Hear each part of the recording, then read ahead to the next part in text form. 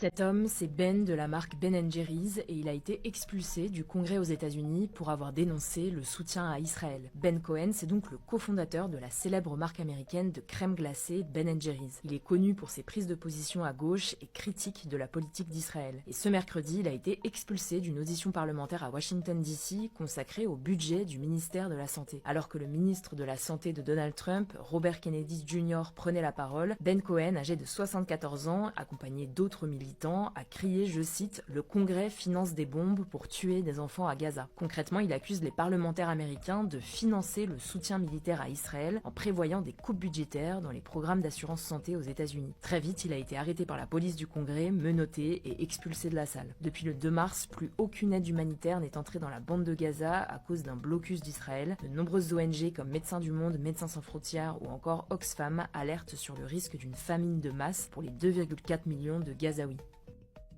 Bon, bah, let's go tous acheter du Ben Jerry's, du coup, hein. Faut savoir que c'est pas la première fois qu'ils ont des problèmes. Déjà, il y avait eu des problèmes à l'époque quand ils avaient mis des slogans sur directement les pots de glace par rapport à ce qui se passe à Gaza. J'ai l'impression qu'on peut plus dénoncer quoi que ce soit, de toute façon, c'est pas compliqué. Même quand vous êtes quand même des personnalités importantes, comme lui, qui est créateur, Ben Cohen, qui est créateur de Ben Jerry's. Je crois que c'était avec son frère qu'il l'avait créé à l'époque. Maintenant, vous vous faites virer de partout, vous faites emprisonner de partout, vous passez en procès de partout. Il suffit de dire un mot pour la Palestine, vous passez en procès. Nous, en France, on a décidé qu'on allait mettre une loi interdisant les universitaires d'avoir un mot pour la Palestine et pour Gaza. Mais continuez de tous être en train de brailler en disant que c'est un génocide, venir dire que c'est scandaleux, comme a dit Emmanuel Macron, qui a dit c'est une honte, mais qui veut toujours pas avouer que ce qui se passe là-bas est un génocide. Et ces gens-là aujourd'hui ne font absolument rien pour aller arrêter le dictateur israélien qui continue de faire n'importe quoi avec les encouragements du monde entier.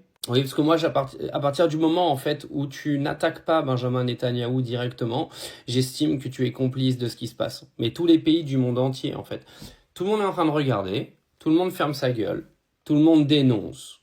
Ah, c'est un génocide, c'est scandaleux. Oh là là, c'est vraiment pas bien ce qui se passe à Gaza. Et il n'y a pas un clown qui a été s'attaquer à Israël. Pas un. Pourquoi? Parce qu'ils ont tous leurs intérêts économiques avec Israël et que c'est tous des soumis, en fait. Si c'est pas des intérêts économiques, c'est des intérêts avec les services secrets, mais c'est la fête du slip, en fait. C'est-à-dire là, Netanyahou, il peut faire ce qu'il veut, de toute façon, personne ne fait rien. Tout le monde parle, Ah oui, c'est une honte, c'est un génocide, c'est scandaleux. Ah, y a pas de problème, Les termes, on en a plein. Parce que la politique, c'est une histoire de termes, au final, c'est de la sémantique. Par contre, pour se bouger le cul, moi, je toujours dis, je juge les gens par leurs actions, pas par leurs paroles.